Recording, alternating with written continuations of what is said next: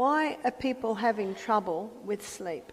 Well, Proverbs 14 verse 6 says, knowledge is easy to him that understands. So what my aim is to give you an understanding of sleep. I want to show you what happens when you sleep. And when you understand what happens when you sleep, you begin to have a knowledge on the important times to sleep and why. There's a little tiny gland in the base of the brain, and it's called the pineal gland. And the pineal gland is about the size of maybe a macadamia nut, and it's right in the base of your brain. And the pineal gland releases 4 hormones every night, but only in certain hours. In the winter time, it's between 9 and 2. And I think your summertime ends end of October, is that right? We call it daylight saving. So in Australia, I think daylight saving's just about begun, and that when daylight saving, so at the moment you're still on summertime, yeah? So at the moment it's between 10 p.m. and 3 a.m. Why only those times? It has much to do with the moons and the tides. Light and dark signals are fed through the optic nerve to a control centre in the brain where your body clock is located. And your body clock communicates with the pineal gland. And these are the hormones that are released. One is melatonin. A lot of people have heard of melatonin. Some people that don't sleep very well take melatonin. Well, we naturally release melatonin in that time, and it's called the fix and rejuvenate nighttime hormone. So it is this hormone that probably is mostly responsible for the fix and rejuvenation that's happening in our brain and our body while we sleep. Another hormone is serotonin. That's the mood hormone. So if you want to feel good, go to bed early.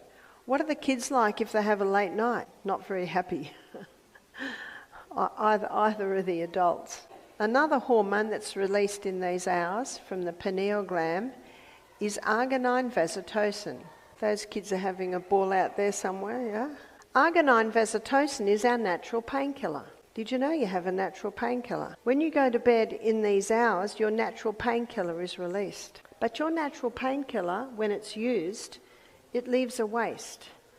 And if that waste hasn't been released, then the next night, arginine vasotocin won't be released. How do we get rid of the waste from using our arginine vasotocin? That's exercise. When you exercise in the day, as you perspire, you are letting go of the waste. And that's why exercise is so important to be able to increase your ability to sleep. Ecclesiastes says, the sleep of a labouring man is sweet. In other words, when you physically move through the day, you get physical exhaustion at night and you can sleep better. So arginine vasotocin is your natural painkiller, and arginine vasotocin puts you into a deep sleep.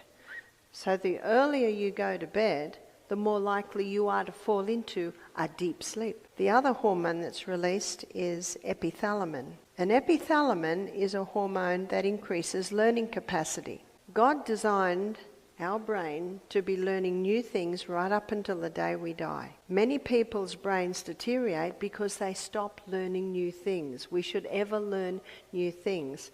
I love the story of the 90-year-old man who learnt to play the piano, and the 92-year-old man that graduated from law school. After hearing the lecture on renewing the mind, a 75-year-old man came up to me and he said, I recently put away my most difficult violin pieces. He said, I'm going home to get them out again. So epithalamin increases learning capacity. So to be able to understand and retain the new things that you're learning, we need to go to bed early. You ask any teacher, they can tell the children that had a late night because they just don't get it. They don't retain. And epithalamin slows down aging. Everyone over the age of 25 likes that one. So these are the hormones that are released in these hours every night.